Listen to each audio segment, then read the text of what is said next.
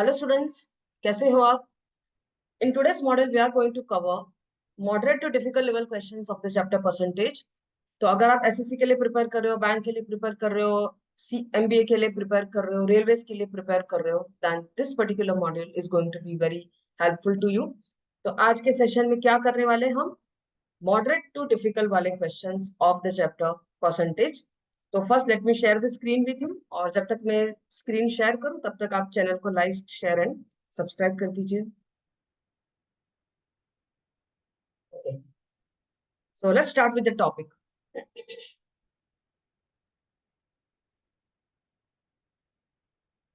First question. The government reduced the price of sugar by 10%. By this, a consumer can buy 6.2 kg more for rupees 837. You need to find the reduced price per kg of sugar. ठीक है, तो government ने sugar का price 10% से कम कर दिया है। इसका मतलब क्या हुआ? It means that suppose the old price of sugar was 100, then the new price of the sugar, it is now been reduced by 10%, so the new price is 90. 10% reduction का मतलब होता है कि 100 रुपीज का प्रोडक्ट अभी आपको 90 rupees में मिल रहा है। इट मीन्स कि अगर आप 100 रुपीज का शुगर खरीदने जाते हो तो आपको 90 रुपीज का जो वो 100 रुपीज का शुगर है वो तो मिलेगा ही, plus you will get something more. कितना आपको एक्स्ट्रा मिलेगा? 10 रुपीज का एक्स्ट्रा मिलेगा। 100 रुपीज में यू विल गेट 10 रुपीज का extra sugar. But here the consumer has purchase the sugar for rupees 837। So 837 rupees का जब वो शुगर खरीदेगा तो उसे कुछ एक्स्ट्रा मिलेगा, कुछ ज्यादा मिलेगा, क्योंकि शुगर का प्राइस कम हो चुका है। सो कितना ज्यादा मिलेगा? तो शुगर का प्राइस इज रिड्यूस बाय 10%। सो 837 का 10% यानी कि 83.7 रुपीज। इसका कुछ काम नहीं, इसको निकाल देते हैं, इसको उड़ा देते हैं। नाउ इट मीन्स 10% रिडक्शन का मतलब है कि if a consumer is purchasing the sugar of 837 rupees, he will get 83.7 rupees ka sugar more.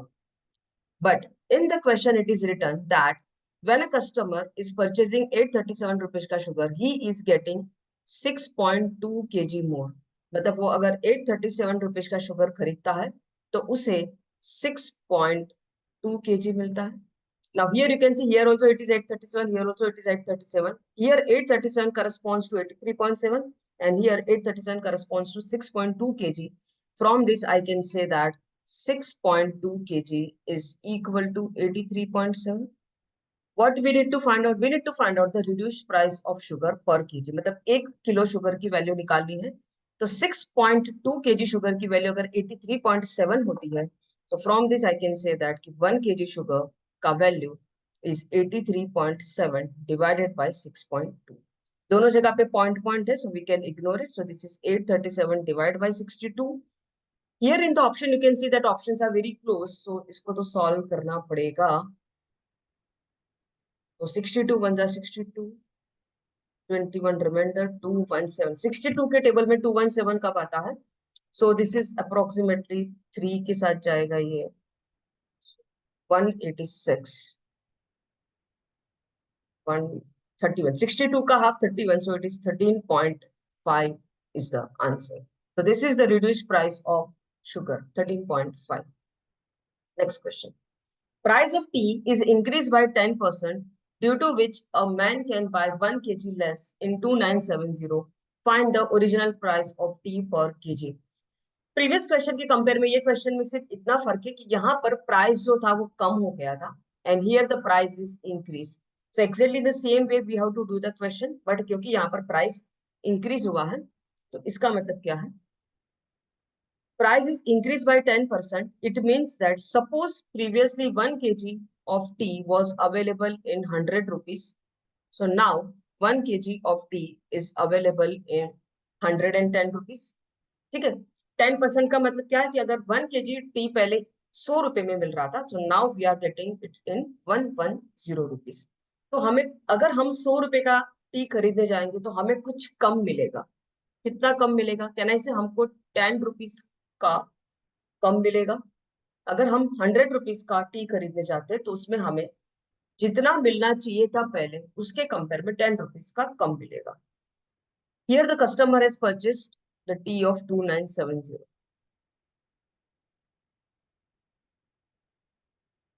तो जब वो 2970 का टी खरीदने जाएगा तो उसे कुछ कम मिलेगा। कितना कम मिलेगा? कहने से 297 रुपीज का टी उसे कम मिलेगा। But here it is return that in 2970 rupees he is getting 1 kg less. So this it means that 1 kg का value is equivalent to 297. 1 kg का value was equivalent to 297. But this is the new price of the tea. This is the new price. ये बढ़ा हुआ price है। नया price जो बढ़ा हुआ है ये वो है। Here we need to find the original price.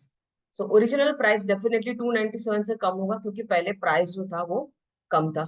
Okay. Now what is the ratio here? Old versus new का जो रेशियो है, since there is an increment of 10%, it means that 100 का बन गया 110, but now the new price is 297, so we need to find this one. So how to find x? X is equal to 100 into 297 divided by 110.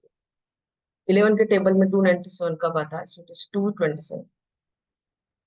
So initially the price of tea was rupees 270. But after the increment of 10%, the price became 297. So our answer is 270. Next question. Some students from different schools appeared for an Olympiad exam. 20% of boys and 15% girls failed the exam. Number of boys who passed the exam was 70 more than that of girls who passed the exam. Total 90 students failed. Find the number of students who appeared for the exam. तो इसमें उन्होंने क्या दिया है? Boys है, girls है। 20% boys passed and 20% boys failed and 15% girls failed. तो percentage of pass and fail is given. इसके अलावा ये भी दिया है कि टोटल कितने स्टूडेंट्स फेल हुए हैं, और ये भी दिया है कि बॉयज जो है वो 70 ज्यादा पास हुए हैं compare to girls. So here what we will do ना, we will assume the number of boys is x and number of girls is y। दो लीनियर इक्वेशन बनेगा, उसको साइमल्टेनियसली सॉल्व करेंगे and will get the answer. ठीक है। So boys को हम मान के चलते हैं कि x है, गर्ल्स को मान के चलते हैं कि y है। ठीक है। बॉयज पास हुए हैं, कुछ फेल हुए हैं। गर्ल्स में कुछ पास हुए हैं, कुछ फेल हुए हैं। 20% of boys failed. It means that 80% of the boys passed the exam. Similarly, 15% girls failed the exam. It means that 85% girls passed the exam. ये रेशो अगर हम देखें मोटा मोटा तो 80% and 20%. So this ratio is 4:1. And this ratio अगर इसको 5 से डिवाइड कर देंगे then the ratio is 17:3. ऐसा कुछ है। ठीक है। तो हम क्या करते हैं, बॉयज को 4x ले लेते हैं और इसको 5x ले लेते हैं। तो total number of boys we will assume as 5x। x नहीं मानते, हम उसको 5x मान लेते हैं। सिमिलरली गर्ल्स को हम 17y मान लेते हैं कि 17y girls pass and 3y girls fail. तो गर्ल्स को y नहीं मानते, गर्ल्स को मान लेते हैं कि 20y है। 17 + 3 = 20। ओके। नाउ आगे क्या दिया? Total 90 students fail. कितने बॉयज फेल हुए हैं? तो हमने मान के चला है कि x बॉयज फेल हुए हैं एंड गर्ल्स में कितने फेल हुए? 3y। So x + 3y = 90। This is one equation we got. Second is boys girls के कंपेयर में ज्यादा पास हुए हैं। So 4x - 17y = 70। This is also given to us. ठीक है। इसको हम क्वाड्रेटिक इक्वेशन है, सॉल्व करेंगे तो x और क्वाड्रेटिक नहीं सॉरी लीनियर इक्वेशन है, सॉल्व करेंगे तो x और y की वैल्यू मिल जाएगी। ठीक है। You need to find the number of students who appeared for the exam. तो ये जो फर्स्ट इक्वेशन है इसको हम 4 से मल्टीप्लाई कर देते हैं। सो ये हो जाएगा 4x प्लस 4 से मल्टीप्लाई करेंगे तो 12y = 360। ऊपर वाले को माइनस करते हैं, this is minus, so this will become plus and this will become minus. 4x - 4x 0, 12y + 17y is 29y and 360 - 70 is 290. It means that y का वैल्यू आ गया 10। ठीक है। इस वाले इक्वेशन में y का वैल्यू 10 डाल देंगे तो हो जाएगा x + 30 = 90। So from this we got x = 60। ठीक है। तो बॉयज हमने टोटल कितने बने 5x एंड x की वैल्यू 60 है, it means that the number of boys are 300 और गर्ल्स हमने मान के चले हैं 20y है, y की वैल्यू है 10, it means that the girls are 200. So the total number of students who appeared for the exam is nothing but 300 plus 200, that is equal to 500 is the answer. Next question. The respective ratio between monthly salary of Om and Pihu is 7:9. तो salary का ratio दिया है. Om and Pihu both save 20% and 40% of their monthly salary. उनमें से उन्होंने कुछ investment किया है. Om invests half of his saving in PPF and Pihu invests 7/9 of his saving in PPF. दोनों को अगर एंड में 17,500 मिलता है तो पीयू की मंथली सैलरी क्या है?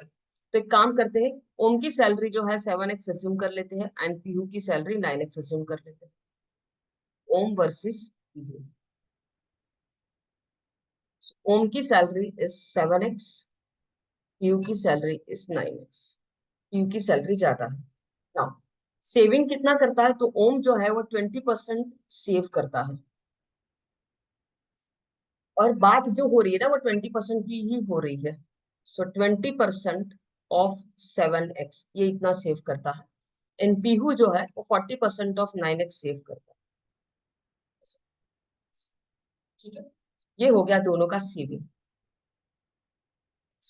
ओम invest half of his saving in PPF. इसका हाफ जो है वो पीपीएफ में जा रहा है. ठीक है, so इसका हाफ कितना हो जाएगा? Half of 20% of 5/x. So half 20% यानी कि 1/5 इंटू 7x इतना पीपीएफ में डाल रहा है ओम. And Pihu invest 7/9. इसका 7/9.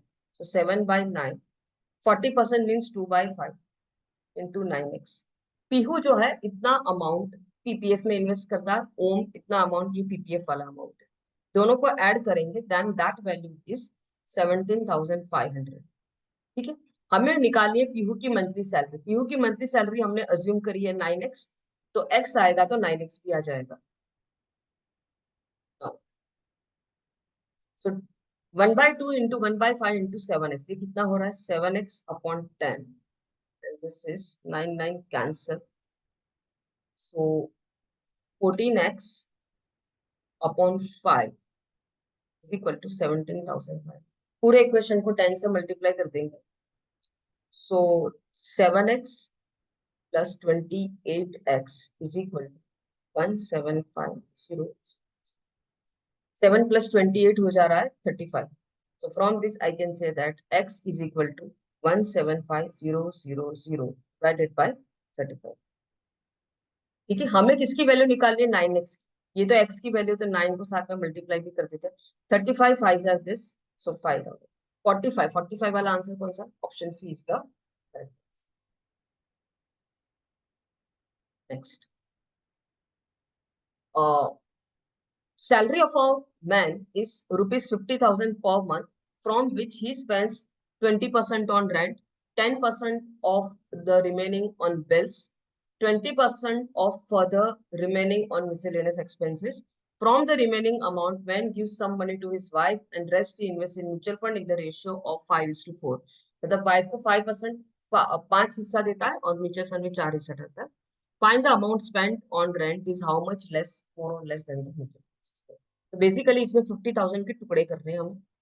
तो total salary is 50,000. From that he spends 20% on rent. 20 means 1/5. तो 50,000 का 1/5 हो गया 10,000. 10,000 जा रहा है रेंट में. ठीक है, 10% ऑफ रिमेनिंग. तो 50,000 में से 10,000 चला गया, सो बचा 40,000. 40,000 का 10% बिल्स में जा रहा है. 40,000 का 10% हो गया 4,000. तो 4,000 rupees on bills. Next, 20% of further remaining on miscellaneous. ठीक है, तो 50,000 में से 14,000 चला गया, 36,000 बचा है. 36,000 का 20%, 20% मतलब डिवाइड बाय 5. 36 डिवाइड बाय 5 कितना होता है? 7,200. सो 7,200 rupees is going in the miscellaneous. ये हो गया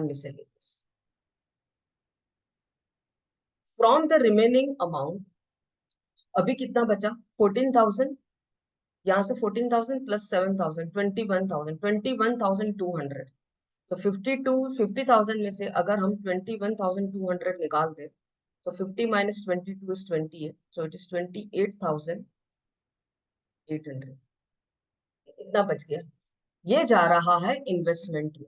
और नहीं सॉरी, रिमेनिंग अमाउंट में से man gives money to his wife and rest invest in mutual funds. तो यहाँ से इसके दो टुकड़े हो रहे 5:4 में। 5 वाला टुकड़ा वाइफ को जा रहा है, बाकी का पार्ट म्यूचुअल फंड में जा रहा है। हमें म्यूचुअल फंड वाला हिस्सा निकालना है। So mutual fund is nothing but 4/9 of 28,000, sorry 28,800। इसको डिवाइड करेंगे 3200। 32 का डबल 64, 64 का डबल 128, इट इज 128। ठीक है, तो आ गया। Now question is how much money he spent on rent, so that is 10,000, and how much money he invested in mutual fund, so that is 12,800। दोनों का डिफरेंस है 2,800। so वही difference निकालना है। Answer is option A 2,800। Next, in an exam 75% candidates passed in English, 60% passed in maths, 25% failed in both the subjects, 240 students passed both the exam, find the total number of candidates। ठीक है, चलो ये question देख के लग रहा है कि ये जो क्वेश्चन है ये वेन डायग्राम के थ्रू सॉल्व करना सबसे इजी रहेगा। तो एक वेन डायग्राम बना लेते हैं, दो सब्जेक्ट से, English and math.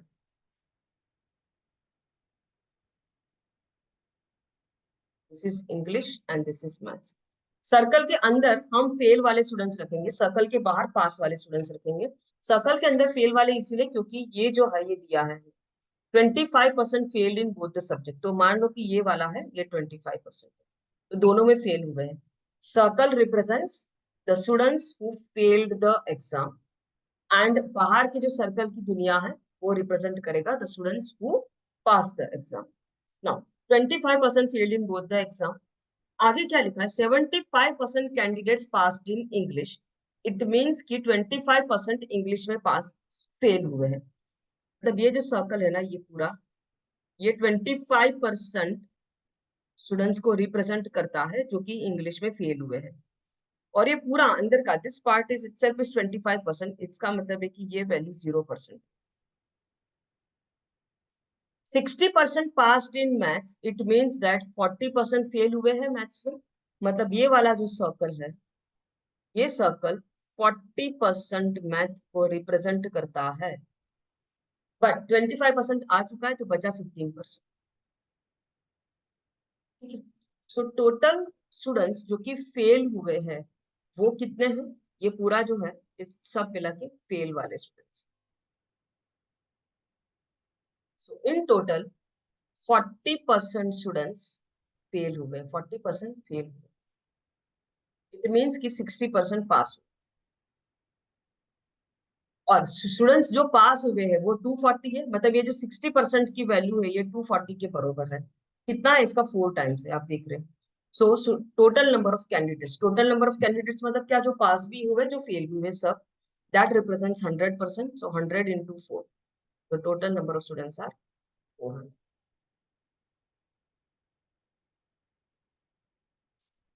In an election, 62/3% of the total counted votes were invalid. Rest votes were divided between three candidates in the ratio of 11:9:5. If there were no invalid votes and the total votes were divided in the same ratio as the previous case, then the C would have got 175 votes. दो situation है।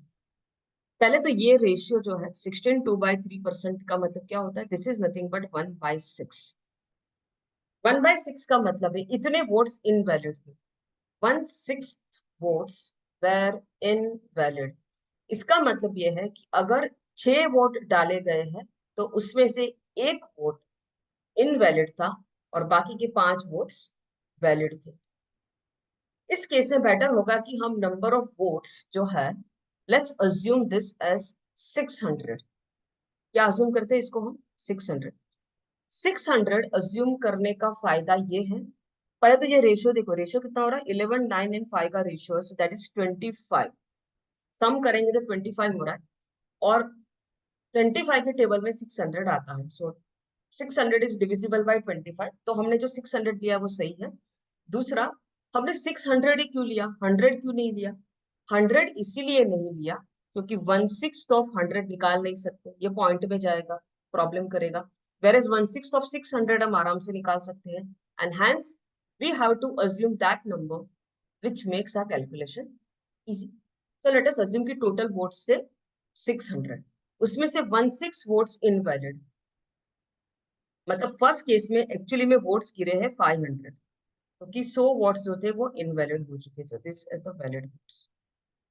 इसको 5 हिस्सों में, अरे sorry 3 हिस्सों में बांटना है, because there were 3 candidates. Let us assume the candidates are ABC, और उनको रेशियो इस रेशियो में बटे हैं। From here we can easily find the number of votes given to A, votes given to B and votes given to C, आराम से निकाल सकते हैं। आगे क्या लिखा है, if there were no invalid vote, अगर एक भी वोट इनवैलिड नहीं होता, मतलब ये 600 के 600 वोट बरोबर से गिरे होते, और votes were divided in the same ratio, मतलब रेशियो में कोई चेंज नहीं है, तो द रेशियो इज 11:9:5। इस केस में कैन आई से सी को ज्यादा वोट्स मिले होंगे, क्योंकि पहले 500 वोट में से सी को कुछ वोट मिले हैं, दूसरे केस में 600 वोट में से सी को कुछ वोट मिले हैं। ठीक है, सी का हिस्सा दोनों में कितना है, हियर द सी का हिस्सा है 5 डिवाइडेड बाय 11 + 9 + 5 25, मतलब सी का हिस्सा 1/5 है दोनों जगह। ठीक है, नाउ व्हाट इज गिवन कि अगर वोट्स इनवैलिड नहीं होती तो सी को 175 वोट्स ज्यादा मिले होते। यहाँ पर भी सी का हिस्सा है 1/5, 1/5 of, but this is 1/5 of 600 and this is 1/5 of 500, तो 1/5 of 600 minus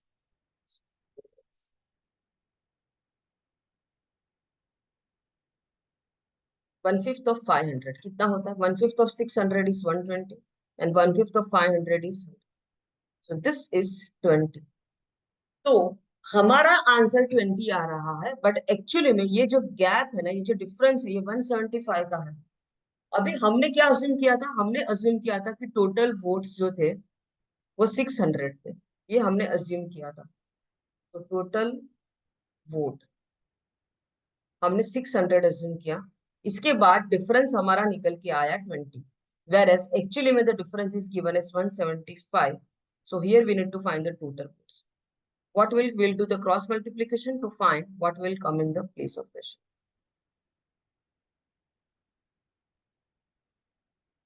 175 into 3, 5 3s are 15 and 17 3s are 525.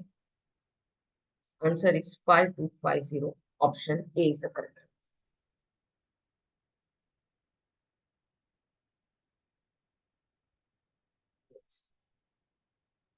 Hourly wages of a female labor was increased by 12.5%.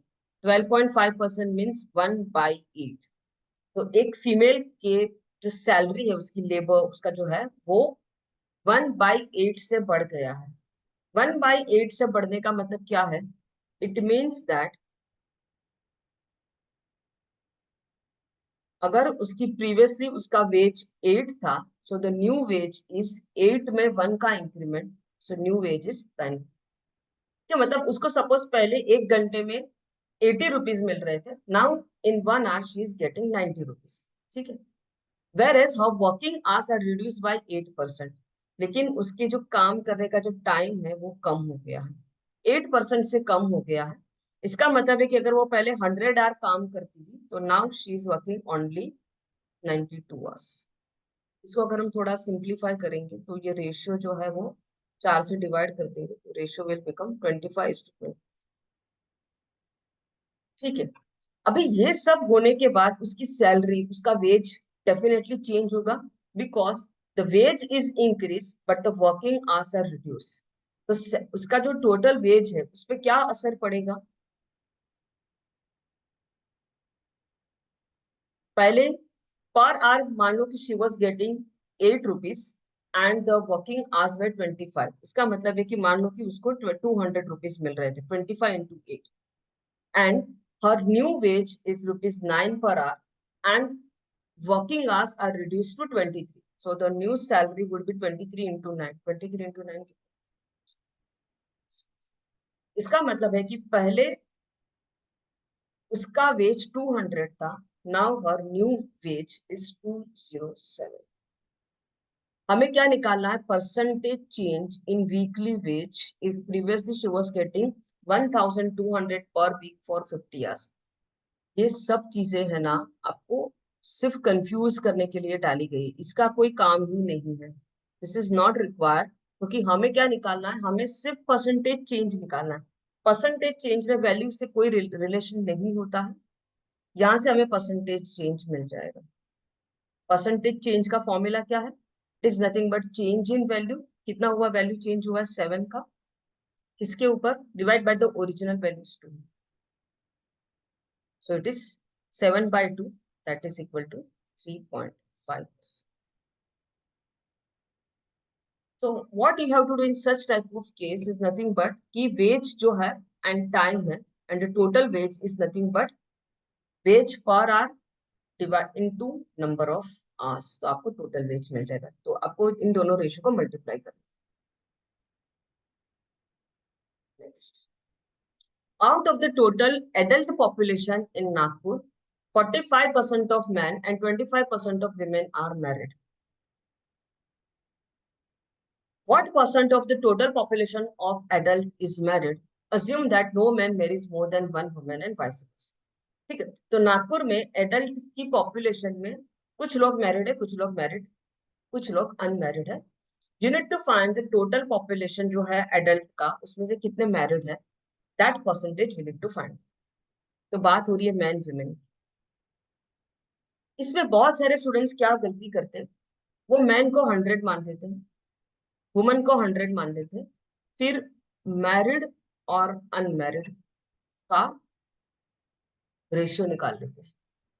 This is wrong, because in one question we can assume only one thing. या तो आप man को 100 assume करो या फिर आप woman को 100 assume करो. आप दोनों को 100 अज्यूम नहीं कर सकते, because when I assume man as 100 and woman as 100, मैंने एक और चीज अज्यूम कर ली. मैंने ये अज्यूम कर लिया कि दोनों की जो क्वांटिटी है, दोनों की जो वैल्यू है, number of man is equal to number of women. ये मैंने अज्यूम कर दिया, जो इस पूरे क्वेश्चन में कहीं नहीं दिया है. क्या कहीं पर भी दिया है कि man and women are equal? नहीं दिया है. तो हम दोनों को 100 अज्यूम नहीं कर सकते. आप एक को 100 अज्यूम कर सकते हो, चलेगा, बट दोनों को ना करें. Now, how to solve this question? First, you can assume them as 100. दो में से किसी एक को 100 assume करके आप कर सकते हो. I will do some other method. देखो, men and women है, some are married, some are unmarried.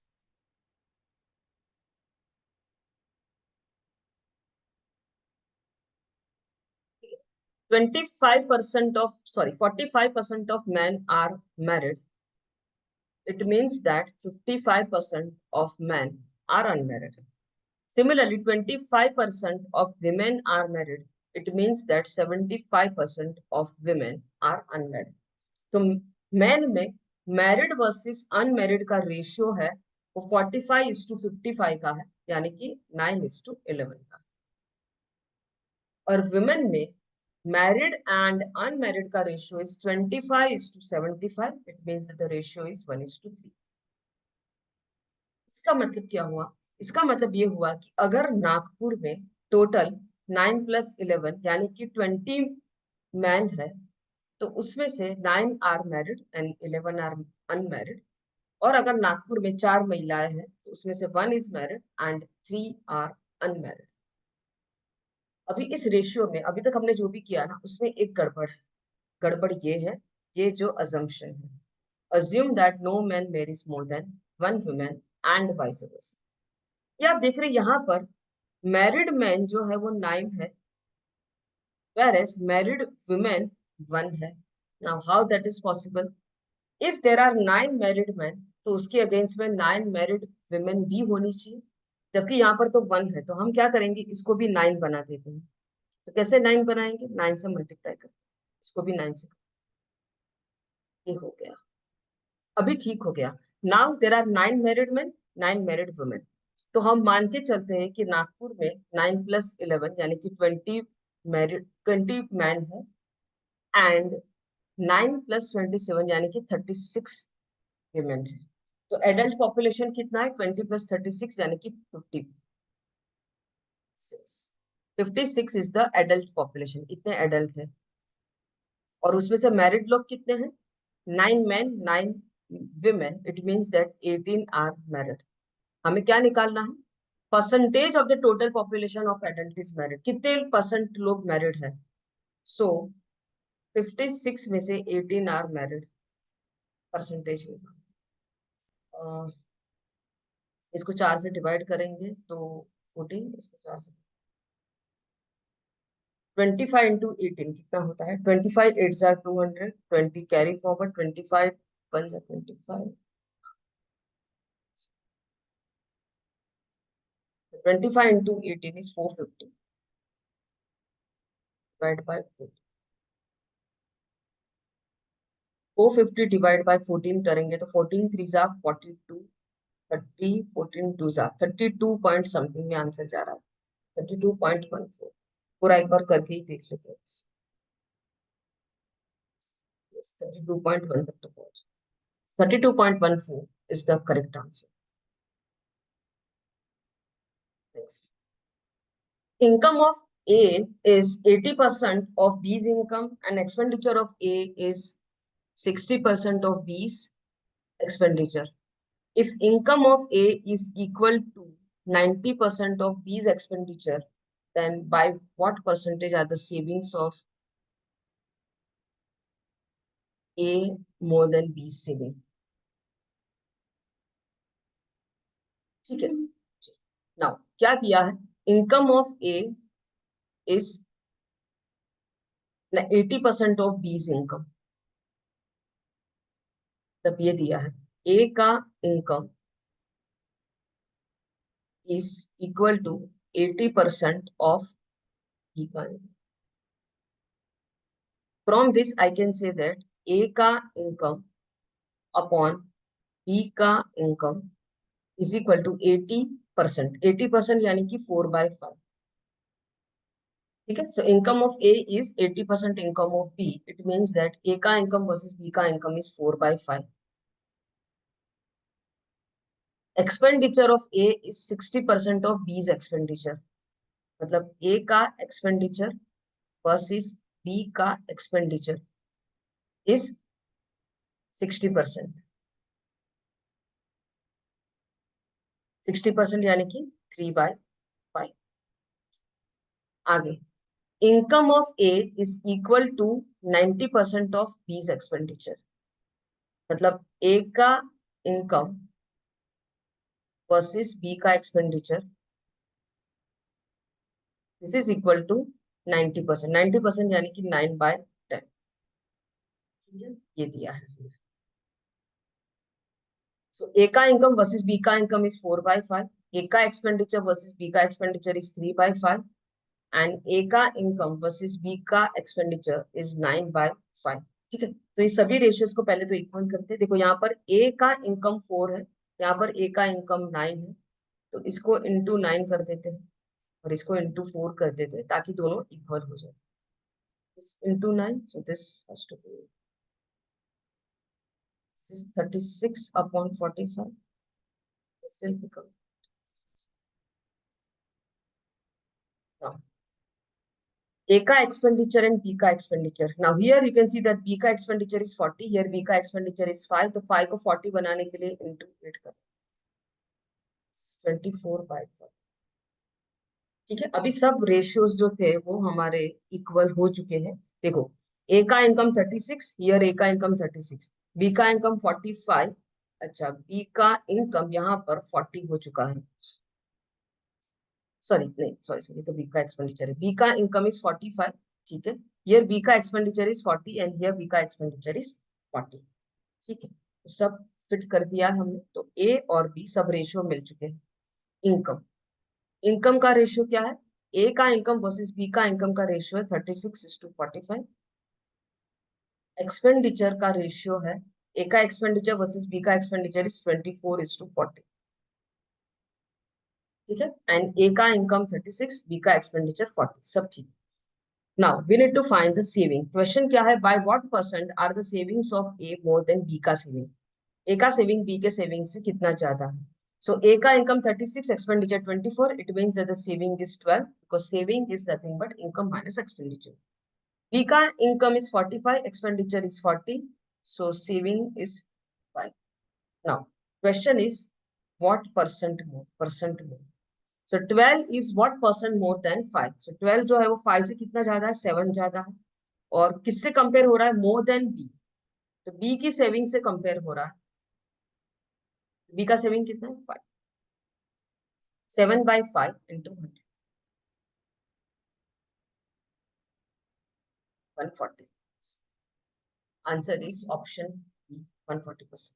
तो इसमें क्या किया हमने, ये जो क्वेश्चंस थे उसमें से हमने 3 रेशियोज बनाए, तीनों रेशियो को इक्वेट किया और उसके बाद हमने ये टेबल बनाया and we got the answer.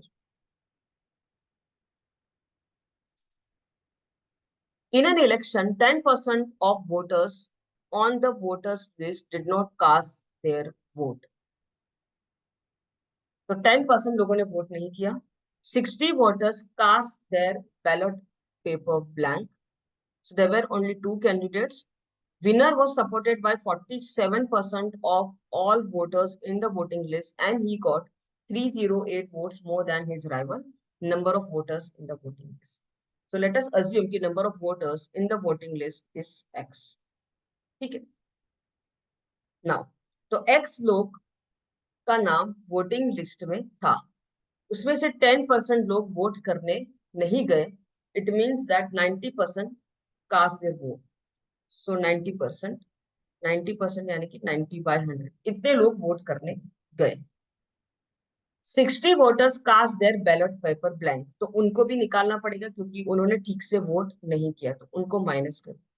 तो एक्चुअली में इतने वोट गिरे हैं, ठीक है। x into 90/100 minus 60। ये जो वोट है ये 2 कैंडिडेट में बढ़ गए। विनर को कितना मिला है, winner was supported by 47% of all the voters in the voting list. तो ये जो 2 वोट है, ये पूरे जो वोट है ये 2 लोगों में बढ़ गए। एक है विनर, मान लो वो ए है, एक है लूजर, मान लो वो बी है। विनर को कितने वोट मिले, 47% of all the voters in the voting list. Now all the voters in the voting list हमने क्या माना है, x माना है, यानी कि विनर को मिला है 47% of x and he won by 308 votes more। इसका मतलब है कि b, जो कि ये मान लो a विनर है और b जो है वो हार चुका है, लूजर। तो b को कितने वोट मिले होंगे, यानी इसे b को 47% ऑफ x माइनस 308, कि इसको इतने कम मिले, और ये दोनों वोट मिला के ही ये बन जाएंगे। And hence from this we can say that अपना इक्वेशन क्या बनेगा, इक्वेशन कुछ ऐसा बनेगा, 47% ऑफ x प्लस ये a के वोट है, प्लस 47% ऑफ x माइनस 308 ये b के वोट है, ये सब मिला के इतना हो रहा है x इंटू 90/100 को I will write 9/10 minus 60. From here, we need to find the value of x. Now, 47% of x plus 47% of x. So, 47 plus 47 हो गया 94. So, 94% of x. 308 को यहाँ भेज देते हैं और x into 9 को यहाँ भेज देते हैं. So, minus 9x by 110 is equal to minus 60 plus 30. तो 94% ऑफ x को हम क्या लिखेंगे, this is nothing but 94/100 x minus 9x/10 is equal to 308 में से 60 जाएगा, 300 में से 60 जाता है तो 240 होता है। सो दिस इज ठीक है, पूरे इक्वेशन को 100 से मल्टीप्लाई कर देंगे। So this is 94x minus 90x is equal to x की वैल्यू कितनी हो जाएगी, 24800 डिवाइडेड बाय, हमें क्या निकालना है, number of voters in the voting list जिसको हमने x माना, 248 डिवाइड बाय 4, 24 का half, 24 divide by 4 is 6, 8 divide by 4 is 6200। ये इक्वेशन बनाना ही सबसे बड़ा काम है इस question, to make this equation. Next, in an election between three candidates in a city, 20% of the enrolled voters did not vote. It means that 80% gave their vote. Number of invalid votes were equal to the number of more votes winning candidate get from the candidate with least vote. तो invalid vote कितने थे? ये वो थे, 3 candidate थे, एक जीता होगा, एक को सबसे कम मिले होंगे। तो जो जीता है और जिसको सबसे कम मिले हैं, उसका जो डिफरेंस है, that is nothing but the number of invalid votes. Next, if candidate with second list number votes get the vote which is the average of the valid vote, what percentage of the votes does the winning candidate get when 10% of the votes were invalid?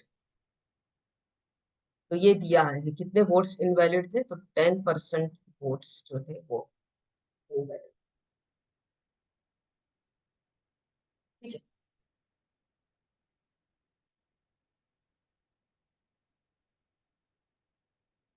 now how do we solve this particular question? So 20% of the votes did not cast their vote.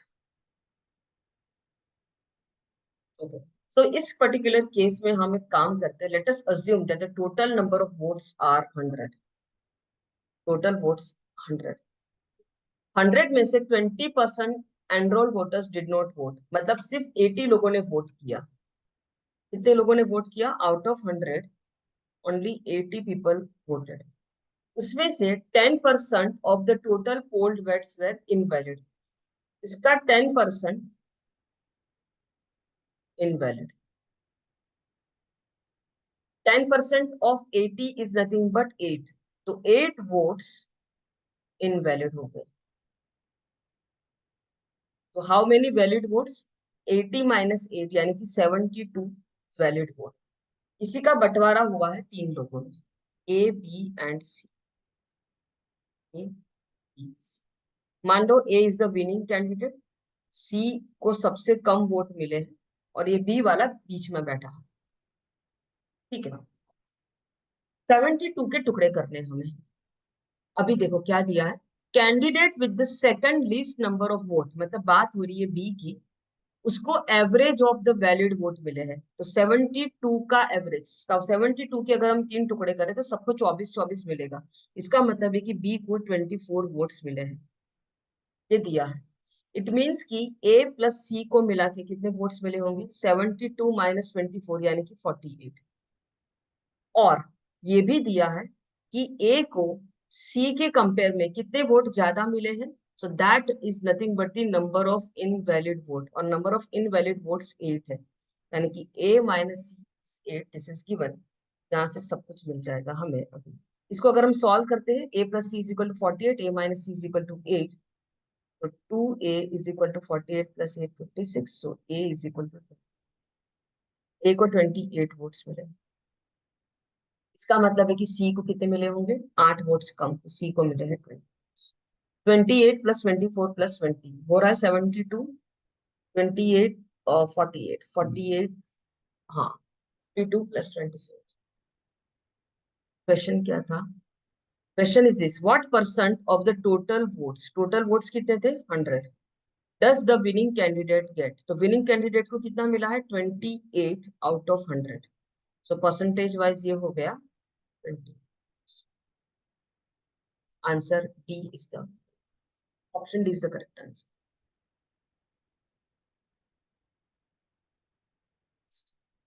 Price of a movie ticket is decreased by 1%, but total collection is increased by 83 1/3%. Now this 83 1/3% का fractional value आपको पता होना चाहिए, जिसकी value होती है 5/6, because the sitting capacity was increased. If the sitting capacity is now increased to 350, then find how many seats were increased in the cinema. तो हुआ क्या है कि टिकट का प्राइस 1% से गिर गया है, प्राइस, एक है पुरानी प्राइस, एक है नई प्राइस। प्राइस 1% से गिर गया है, it means that suppose previously one ticket was available in 100 rupees, now the same ticket is available in 99 rupees. तो जनरली अगर हम कह सकते हैं कि प्राइस अगर कम होता है तो कलेक्शन भी कम होगा, ओवरऑल रेवेन्यू भी कम होगा, बट इसमें ऐसा नहीं हो रहा है। Collection is increase by 83.3%, collection तो बढ़ गया है।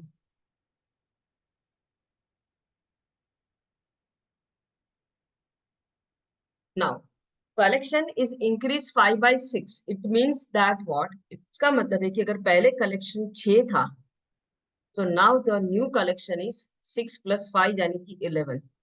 ठीक है, मतलब पहले अगर कलेक्शन 6 यूनिट हो रहा था तो अभी कलेक्शन 11 यूनिट हो रहा है, कलेक्शन बहुत बढ़ गया, even though price of the ticket is reduce. तो ऐसा क्यों हुआ? वो ऐसा इसीलिए हुआ क्योंकि सिनेमा हॉल की सिटिंग कैपेसिटी बढ़ गई है। So from this, can we say that the collection is not only dependent on price, it is also dependent on the people who are number of people sitting in the cinema. कितने लोग बैठे हैं देखने के लिए, वो भी important, वो भी मैटर करता है।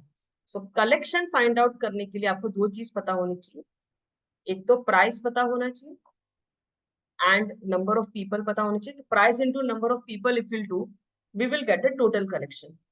जैसे कि मैं एक एग्जांपल दूं कि सपोज मूवी का प्राइस है 100 रुपीज, एक टिकट का प्राइस 100 रुपीज है और सिटिंग कैपेसिटी जो है वो 250 लोगों की है, तो एक सिटिंग में से कितना रेवेन्यू जनरेट होगा? कैन आई से it would be 250 into 100, so that would be 25,000 rupees. So यहां से हमें नंबर ऑफ सीट का रेशियो मिल जाएगा, number of seat. Can I say number of seat collection is equal to price into number of seat, ये है formula, collection is equal to price into number. So number of seat is nothing but collection divided by the price per ticket. So number of seat के लिए क्या करेंगे? Collection, collection पहले कितना था? 6 था, ऑन प्राइस पर टिकट था 100। So previously the number of seat was 6:100 and now the number of seats are nothing but 11:19। इसको अगर हम थोड़ा सिंप्लीफाई करें नंबर ऑफ सीट्स का रेशियो को, तो ये हो रहा है 6/100, दिस इज 1:9। 6 × 9 54 एंड इस क्रॉस मल्टीप्लीकेशन करते हैं, सो दिस इज 100। ये आ गया है नंबर ऑफ सीट्स। नाउ इसका मतलब क्या हुआ कि पहले अगर सीट्स 54 थे, so now the seats are 100, but this is a ratio और इसकी हमें एक्चुअल वैल्यू दे दी गई है that the sitting capacity is now increase to 350। मतलब अभी सिटिंग कैपेसिटी 100 नहीं है, नाउ इट इज 350। तो पहले कितना था ये हम निकाल सकते हैं। So what will come in place of question mark is 11 into, sorry, not 11, 54. 11 cubic is 54 into 350 divided by 100. 5 से डिवाइड करेंगे 2, 5 से डिवाइड करेंगे 7, 27 into 7, 27 into 7 is 9, 4 carry forward and 14 plus 4, 18 है। इट मीन्स कि अभी जो सिटिंग कैपेसिटी है cinema hall का वो 350 था, लेकिन पहले जो सिटिंग कैपेसिटी था वो 189 था। तो 189 से बढ़ा के 350 कर दिया है, तो कितने सीट्स बढ़ गए? So answer is 350 minus 189। 350 minus 190 होता है 350, 35 माइनस 19, 35 माइनस 19 होता है 16, is 160।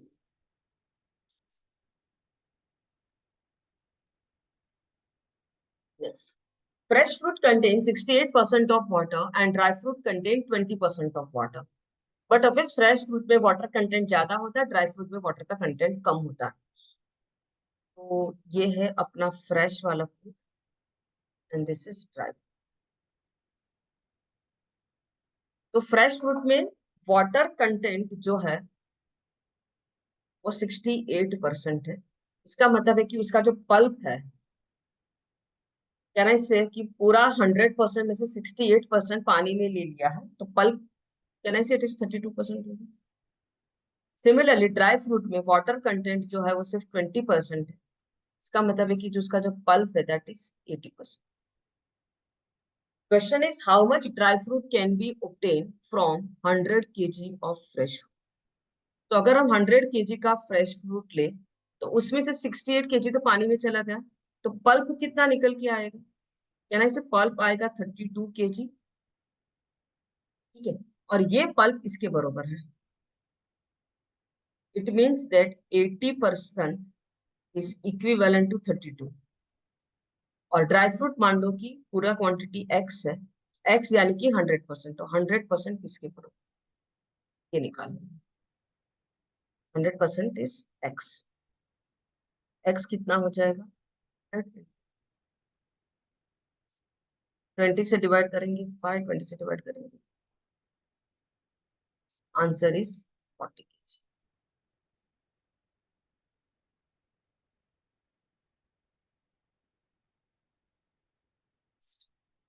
At IIM Bangalore, 60% of the students are boys and rest are girls. Okay.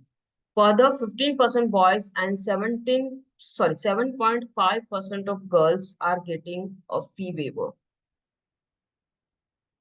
If the number of those getting fee waiver is 90,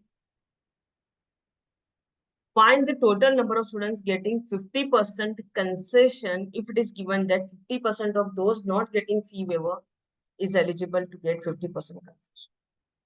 देखो question क्या है? IIM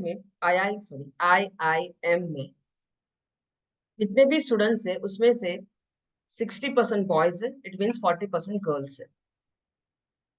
कुछ लोगों को फी वेवर मिल रहा है, कितनों को मिल रहा है? तो 15% boys are getting fee waiver and 7.5% of girls, sorry, 15% boys are getting fee waiver and 7.5% girls are getting fee waiver. कितने लोगों को फी वेवर मिला है? इन टोटल ये दिया है 90।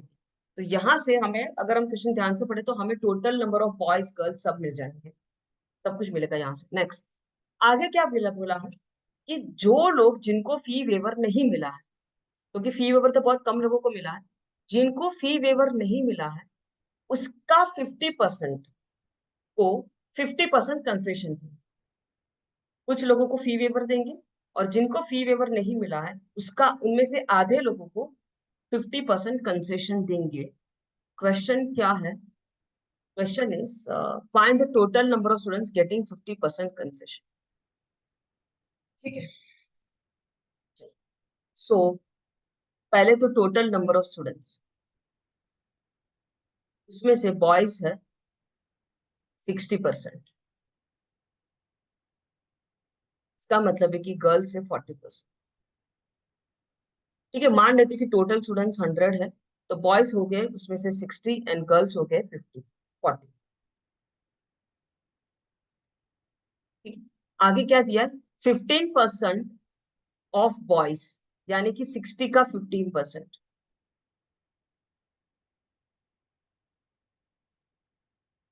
इसको एक काम करते हैं, इसको 100x मान लेते हैं, तो ये हो जाएगा 60x, ये हो जाएगा 40x। तो 15% ऑफ 60x, 15% ऑफ 60x, इतनों को फी वेवर मिला है एंड 7.5% ऑफ 40x, इतनी लड़कियों को फी वेवर मिला है and that total value is 9। इसका मतलब ये हमें दिया है that 15% of 60x plus 7.5% of 40x is equal to 90। यहां से हमें x मिल जाएगा 15% of 60x।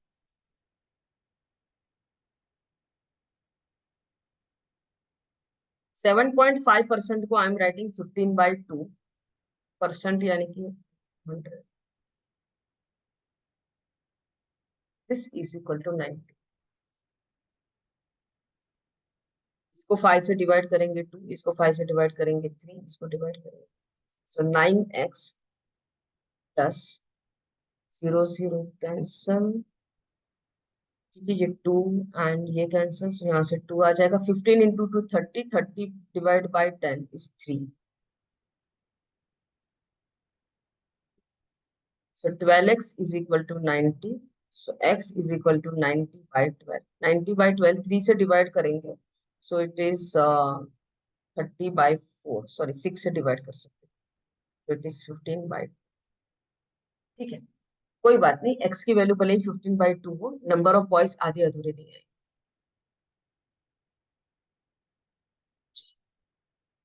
So total students कितने हैं? हमने टोटल स्टूडेंट्स 100x अज्यूम किया है, सो 100 इंटू x की वैल्यू आ गई 15/2। 15 5 750। इट मीन्स कि पूरे IIM बैंगलोर में देर आर 750 स्टूडेंट्स, उसमें से 90 स्टूडेंट्स को फी वेवर मिला है। इसका मतलब है कि कितने स्टूडेंट्स को फी वेवर नहीं मिला है? So it is 750 minus 90, 75 minus 9 is 66। It means कि 660 स्टूडेंट्स को फी वेवर नहीं मिला है। और ये जो 660 है, इसका 50% को कंसेशन मिला है, 50%। सो 50% ऑफ 660 का हाफ होता है 330, तो 330 लोगों को कंसेशन मिला है। So the number of students who got 50% concession is 330। Option D is the correct answer. Next, according to a census report, the population growth rate of Faridabad is witnessing AP. AP means arithmetic progression, with first year's rate as 5% and difference of growth rate is 5%. However, city is also witnessing growth in migration with GP with first year as 1% and common ratio 2. If population as on 31st December 2020 is 1 million, then from which year Faridabad will witness its first fall in population?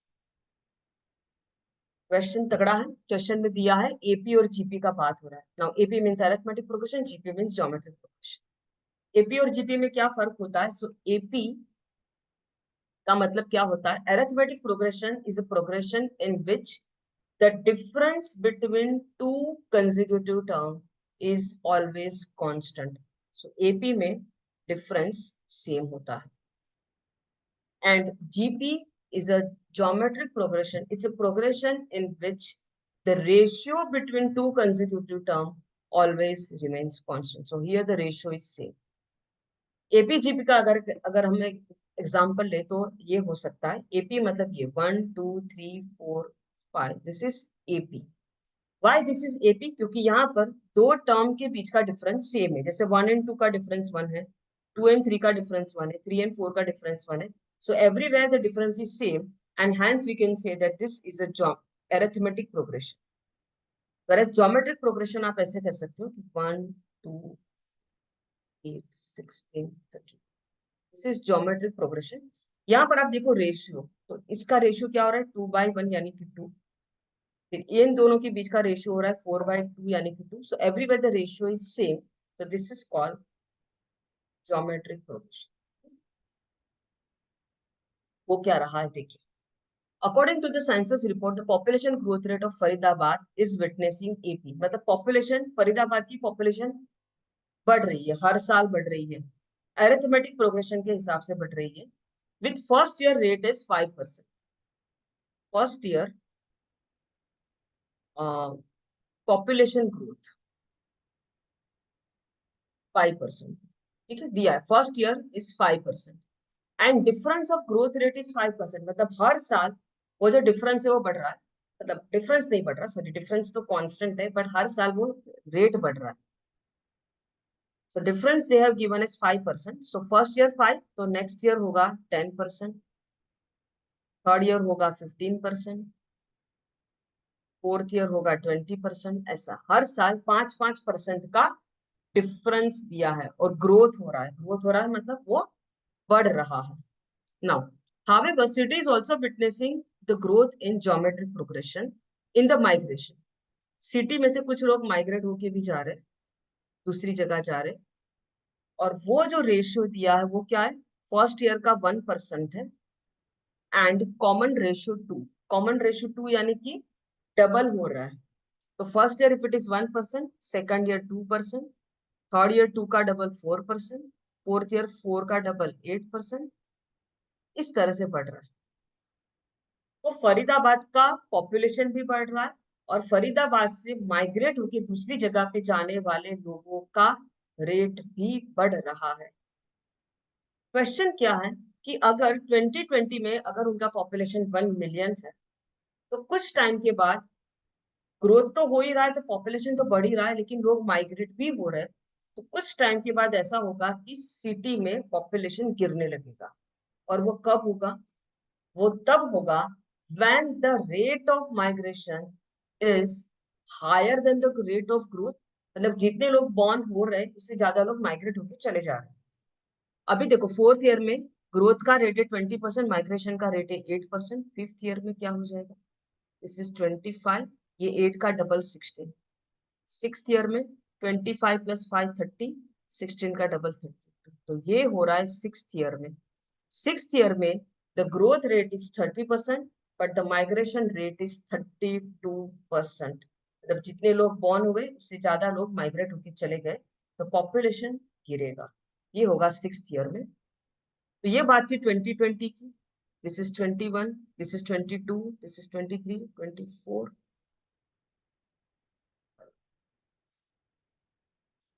5, 10, 15, 20, 25, 30।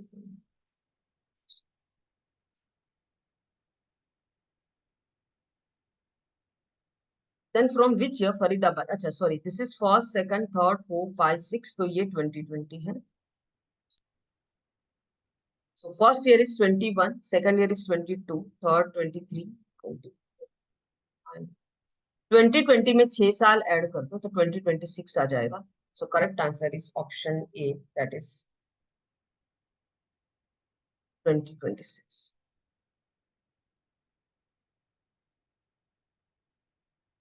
So with this, we are through with the today's session. In this particular module, as I told you, we have covered difficult to moderate to difficult level questions. I hope you have understood the way I taught you the questions, and इसी तरह से आप पढ़ाई करते रहे and maths का practice करते रहे, because math is easy.